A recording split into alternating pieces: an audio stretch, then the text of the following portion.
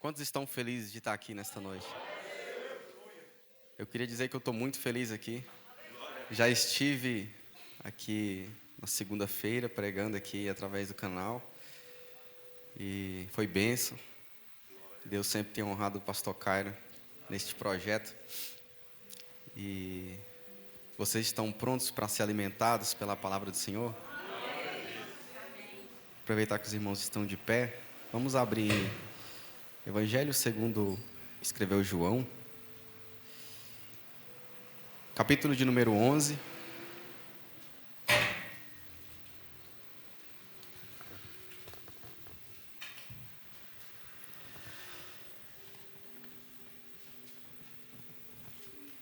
Desde já agradeço o convite do pastor Cairo. Tem sido uma bênção na minha vida. Agradecer também aos irmãos que estão aqui hoje. Deus vai falar conosco nessa noite. Evangelho segundo escreveu João, capítulo 11. Nós vamos ler o versículo de número 31, 32 e 33.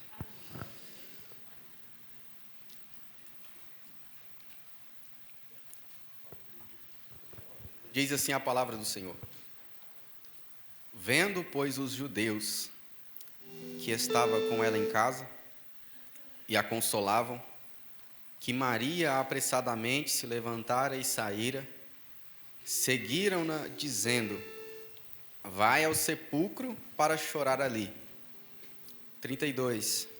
Tendo, pois, Maria chegado onde Jesus estava e vendo, lançou-se aos seus pés, dizendo: Senhor, se tu estivesses aqui, meu irmão não teria morrido. Jesus, pois, quando a viu chorar, e também chorando os judeus que com ela vinham, moveu-se muito em espírito e perturbou-se. Só até aqui, meus irmãos, podeis assentar. Os músicos puderem me ajudar com o fundo, deixa Deus usar vocês. Hoje fui ministrado lá na minha igreja, estava ministrando um louvor e eu que fui ministrado, cheguei aqui, fui ministrado de novo. Benção demais. O texto que nós lemos, meus irmãos, é a respeito da situação de um homem chamado Lázaro. Eu creio que os irmãos já conhecem a história, é um texto bastante conhecido. É um texto muito pregado pelas pessoas e é um texto que realmente fala conosco. Mas meu objetivo nesta noite é trazer algo através da vida deste homem para os dias atuais, ao que nós estamos vivendo hoje. Eu queria aplicar isso. Eu costumo dizer que as minhas mensagens são muito rápidas, porém elas são objetivas. Não gosto de ficar enrolando. Eu gosto de falar aquilo que o Espírito Santo me dá, eu transmito para a igreja. Nós sabemos muito bem que a história de Lázaro neste contexto do capítulo 11 não estava muito boa. É um homem que começou com uma doença. Essa doença começou a evoluir. Quanto mais o tempo passava, mais a situação deste homem ficava crítica. Porque para quem está doente, o tempo se torna o seu pior inimigo. Quando nós começamos a adoecer, nós já corremos logo e compramos um remédio, tomamos um remédio, porque se o tempo passar, a situação pode piorar, não é verdade? E a situação deste homem estava assim. O tempo começou a passar e este homem começou a piorar, e os irmãos conhecem a história que até ele chegou e veio a óbito, veio a morrer. E neste versículo que nós lemos aqui, ele já estava morto. Mas alguns dias atrás, chegaram até Jesus e disseram para Jesus para poder ir curá-lo. Jesus disse que ia. Mas Jesus só foi depois de alguns dias. Jesus só chegou depois de 4 dias. Parece um negócio meio difícil de entender o propósito de Deus, qual o plano que Ele tinha. Mas eu entendo, meus irmãos, que quando Jesus disse que ia até Ele chegar e fazer o que Ele ia fazer, existe um tempo para que as pessoas que estivessem com Lázaro tomassem uma atitude. Porque quando nós pedimos algo para o Senhor e parece que demora, é porque Deus está nos proporcionando um tempo para que nós tomamos uma atitude diante do problema, diante daquilo que nós apresentamos a Ele. E aqui no versículo de 31, número 31 que nós lemos, tem uma mulher chamada Maria, irmã de Lázaro, que ela entendeu o propósito. Ela entendeu o porquê que Jesus só foi chegar depois de 4 dias. Ela entendeu o tempo determinado para a vida dela, para aquilo acontecer. Ela entendeu o que ela tinha que fazer durante aquele período. Porque a nossa dificuldade é essa. É apresentar ao Senhor uma petição, alguma coisa, e não entender o que eu preciso fazer nesse espaço de tempo. Mas essa mulher ela entendeu. E quando essa mulher entende o que é preciso fazer durante esse tempo, ela faz uma coisa. Ela chora.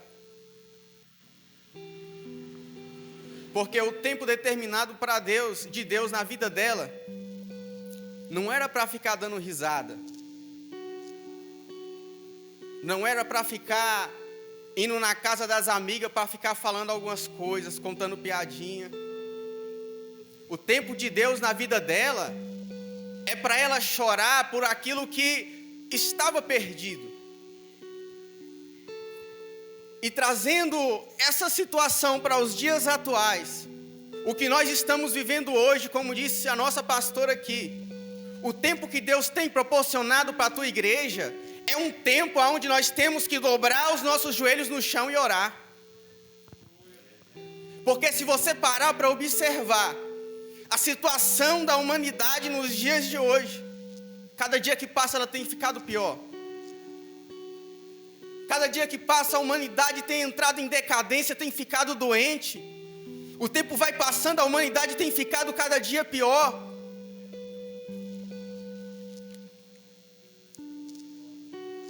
As coisas começaram a desandar, eu não sei se você percebeu. Se você olhar para a situação do mundo hoje, o que você vai ver é lágrimas. O que você vai ver é angústia. O que você vai ver é choro, é luto. Porque nós não estamos em um tempo mais de ficar trocando figurinha. Nós não estamos em um tempo mais de ficar rolando story para cima e para baixo.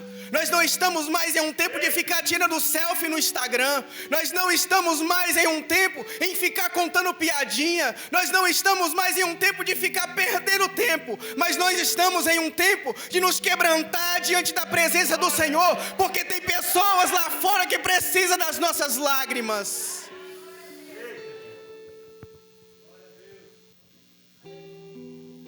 Deus ele tem feito a humanidade derramar suas lágrimas e as pessoas não têm percebido isso.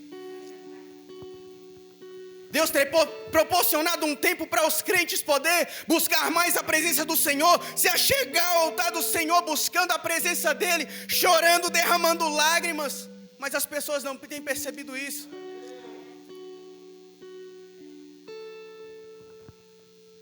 O tempo de Deus para nós, meus irmãos crentes, é um tempo de se derramar pelas almas que estão se perdendo.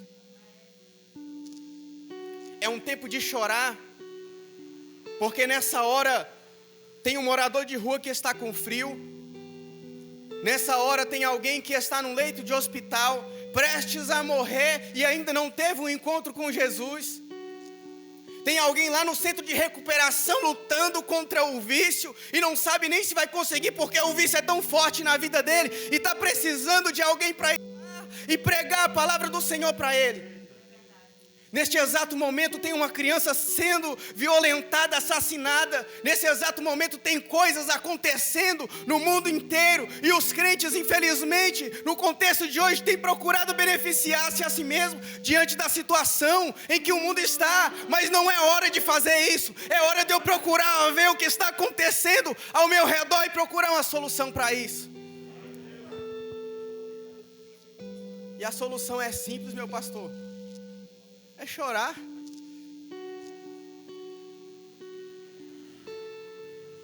Se a gente for buscar na Bíblia as pessoas que choraram por causa da situação que estava acontecendo diante de um povo, nós podemos destacar muitas pessoas. Jeremias, Neemias, nós destacamos a pessoa de Ana. Foram pessoas que entenderam que o tempo não era para ficar de brincadeirinha, o tempo era para chorar, se derramar na presença do Senhor.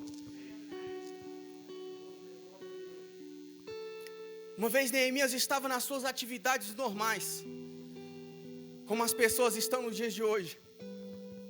Neemias encontra alguns amigos e pergunta: ei, como é que está lá? Como é que está o povo? Como é que está a cidade? Como é que está todo mundo? Como é que está a povoação? Aí o cara vai dizer para ele assim: está tudo destruído. Os muros estão no chão, viraram cinza.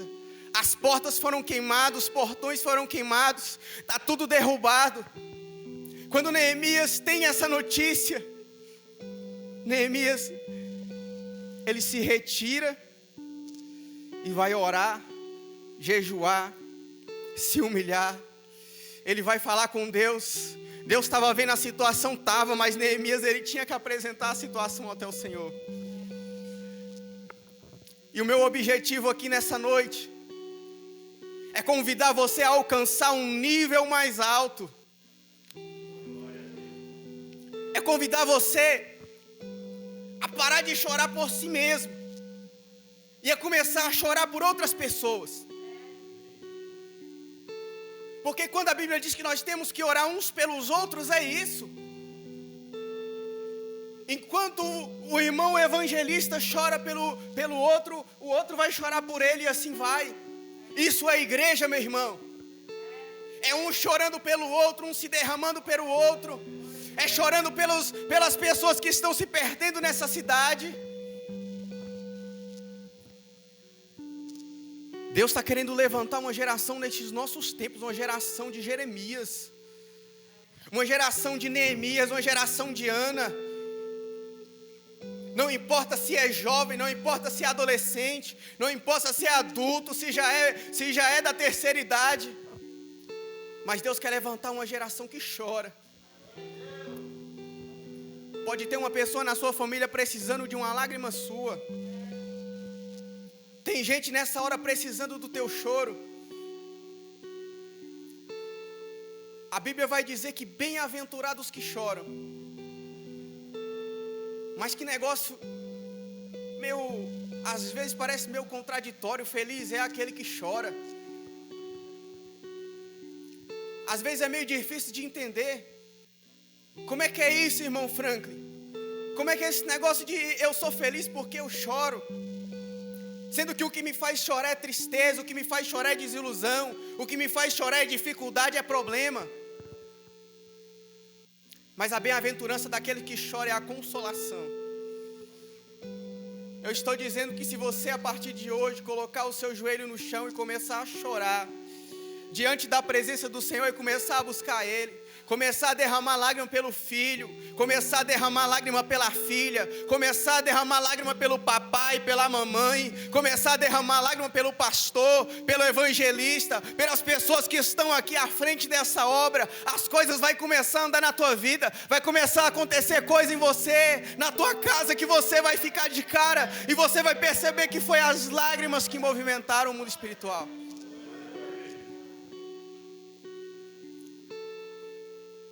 Quando essa mulher percebe isso, que o tempo é um tempo de choro, ela vai chorar.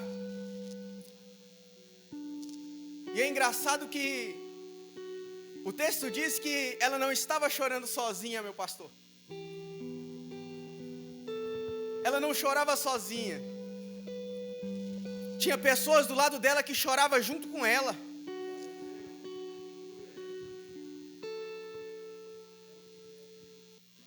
O nível que eu quero que você chegue nesta noite não é mais um nível de união, mas é de unidade. É algo mais profundo. É toda a igreja como se fosse uma pessoa só. É toda a igreja, todo o exército de Cristo como se fosse um homem só. É todos em um mesmo pensamento, um mesmo propósito, em um mesmo rumo, remando para o mesmo lado. Se o propósito é alma, é todos chorando por causa de almas. Se o propósito é libertação, é todo mundo chorando por libertação.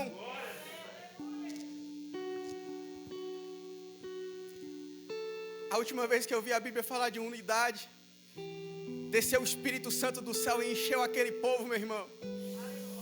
E deu no que deu até hoje, estamos aqui, frutos daquele Espírito Santo que desceu sobre aquelas pessoas, porque elas estavam unidas chorando por um propósito.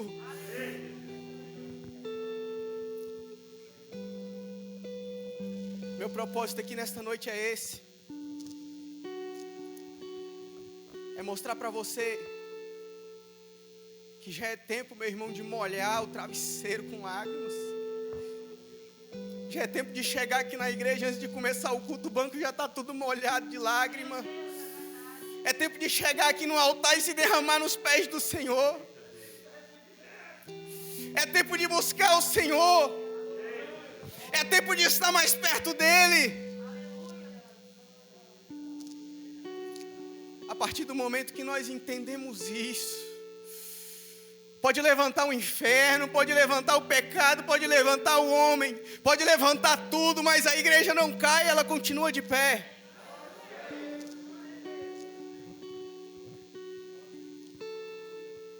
Chegou uma mulher e falou para Maria: ei, Jesus, ele acaba de chegar na aldeia. Jesus, ele veio receber a sua oração, o seu choro. E o texto vai dizer que ela apressadamente se levantou. E ela saiu correndo. Porque ela entendeu que a situação requer pressa. Ela entendeu que aquilo que ela estava passando, que Lázaro passava, era uma situação de urgência. Não era para amanhã. Não era projeto para o ano que vem. Não era para a semana que vem. 2022 eu começo. Semana que vem nós começamos um propósito de oração. Não. Ela entende, varão, a urgência que tinha a situação. E se você olhar para o mundo hoje, você vai ver a urgência que está tendo a humanidade de uma salvação. Num piscar de olhos, pessoas morrem, pessoas são mortas, pessoas entram em coma, pessoas são entubadas. Em um piscar de olho, muita coisa acontece, e a situação é de urgência. Não é para amanhã de manhã, é para hoje. É para hoje. Não é para quando sair do culto, é para agora. É eu me levantar apressadamente e apresentar ao Senhor. Foi como Neemias fez. Quando chegou a situação, ele se levanta apressadamente e ele se tranca no quarto e ele é tomado por uma angústia. Agora ele começa a chorar. E a igreja tem que fazer isso. É para agora, é urgente.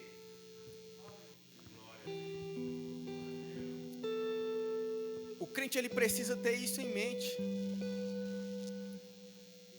O coração missionário, ele é um coração com urgência. Ele sabe que quem tem frio tem urgência. Ele sabe que quem está doente tem urgência. Nós temos que saber que quem está entubado tem urgência. Quem está viciado em drogas tem urgência. Quem está no álcool tem urgência. Quem está encarcerado na prostituição tem urgência. Quem está preso lá na cadeia tem urgência. Quem está afastado dos caminhos do Senhor tem urgência. O papai que não aceitou Jesus ainda tem urgência. A mamãe, o vô, a avó, a tia, o filho, a filha. É uma situação de urgência para hoje.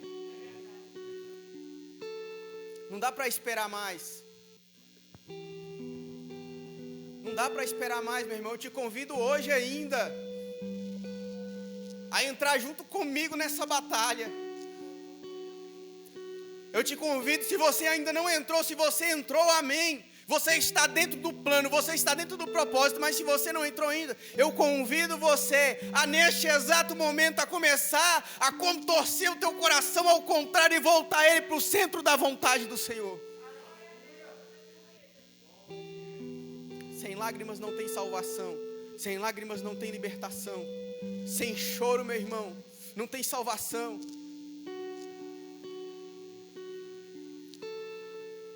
Aí ela se levanta, corre, e o versículo 32, ele fala uma coisa muito interessante. Ela estava chorando em casa.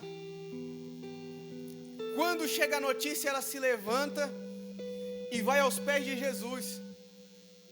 Mas as pessoas que estavam com ela disseram: ela está indo para o sepulcro. Fizeram uma afirmação. Porque você percebe que parece que já virou um costume a gente ir chorar aonde não tem a esperança, aonde não tem jeito. As pessoas que estavam com ela já esperavam ela ir para o sepulcro. Por quê? Porque todo mundo fazia isso. E quando o irmão falou aqui que nós temos que ser diferentes, é isso. É chorar no lugar certo. Porque essa mulher, ela tinha em casa para chorar, ela tinha no sepulcro, mas ela se levantou e saiu de casa e passou direto e foi lá nos pés do Senhor. E a atitude que Jesus quer para nós nos dias de hoje é esse. É se levantar de casa. O que é se levantar de casa? É sair da comodidade, é sair do conforto, é sair da minha zona de conforto, é deixar a Netflix um pouco de lado, é deixar o YouTube um pouco de lado, é deixar o Facebook um pouco de lado, parar de ficar postando mensaginha triste nos status e começar a contar a história triste para Jesus nos pés dele. Senhor, se o Senhor estivesse aqui, meu irmão não teria morrido. Se o Senhor estivesse aqui, Jesus, o meu filho não tinha se desviado. Se o Senhor estivesse aqui, papai, meu filho, meu pai, meu avô já tinha aceitado Jesus.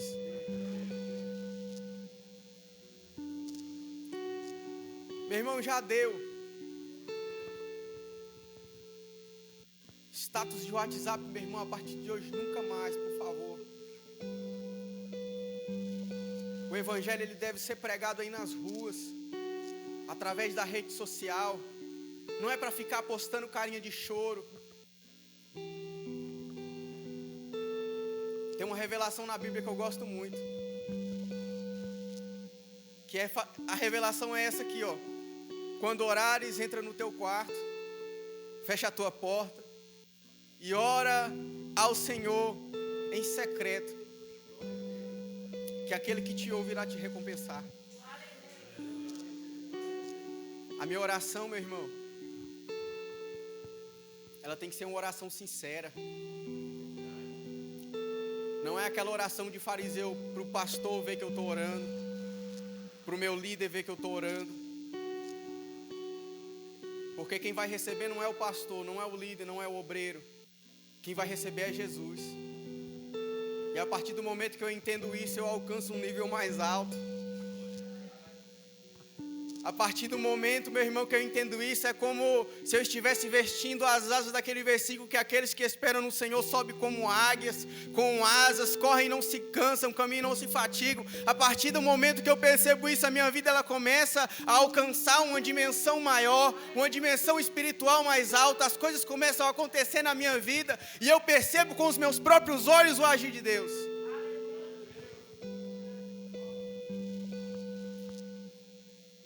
A Bíblia fala a respeito de 3 pessoas: um tolo, um insensato e um sábio.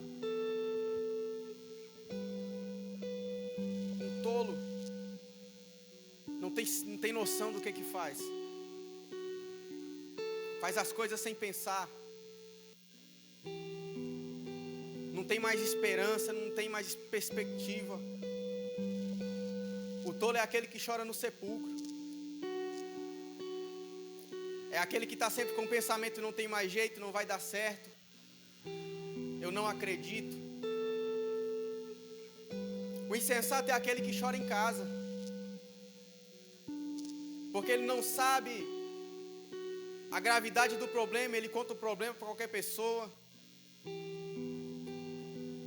Só quer orar em casa, não levanta um propósito, não vem para a igreja, não vem para a consagração. Quer que as coisas acontecem do jeito dele. E tem o sábio. O sábio é aquele que vem para a consagração. O sábio é aquele que ora de madrugada, é aquele que vem para a igreja. É aquele que sai de casa, passa para o sepulcro dando tchau e vem para a presença do Senhor e fala: Senhor, eu estou aqui. Eu estou aqui, Senhor, nem que for só um dia na semana, eu estou aqui no teu altar para apresentar ao Senhor a minha causa. O sábio, meu irmão, ele vai no lugar certo, ele não erra, ele tem um destino certinho. Aquelas pessoas começaram a seguir aquela mulher: será para onde que essa mulher vai? E aí imagina essa mulher, lá em Minas, onde eu vim, tem uns caminhos de roça que ele pega reto assim, vai dar lá na outra casa, lá longe. Eu imagino essa mulher pegando assim um caminho, e aqueles homens indo atrás dela, e aquele caminho reto, a fila de pessoas, será onde é que ela vai? Será onde é que ela vai? Eu achei que ela ia para o sepulcro chorar, mas ela passou direto, será onde é que ela está indo? Aí eles descobrem que ela foi nos pés de Jesus. Sabe o que é interessante? Que quando eu entendo isso, outras pessoas começam a me acompanhar aonde eu estou indo. Deixa eu falar uma coisa de Deus para vocês aqui. Isso aqui é para líder. Se eu quero que os meus liderados sejam pessoas de oração, eu tenho que orar.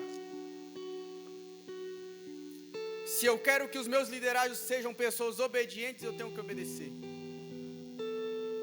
As pessoas só vão te seguir se você der um exemplo. Não existe esse negócio de eu sou líder e você tem que fazer, não. Você primeiro tem que se liderar, tem que se policiar. E as pessoas vão começar a seguir você. Sabe por que as pessoas seguiam Jesus? Porque ele era um exemplo. Chegou uma hora, pastor, que as multidões não queriam mais milagre, não queriam mais cura, libertação, não. Chegou uma hora que a multidão começou a apertar Jesus para ouvir a palavra. Porque ele era um exemplo. A partir do momento que eu vou na frente, fazendo aquilo que o Senhor me ordenou, as pessoas começam a me seguir. E eu começo a conduzir pessoas até os pés do Senhor.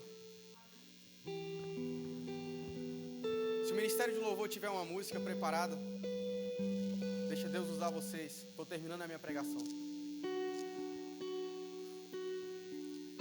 Meu objetivo, meus irmãos, nessa noite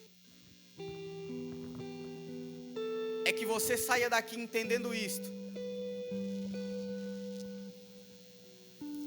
Que o tempo de Deus para a nossa vida é um tempo para nós alcançarmos um nível espiritual mais alto.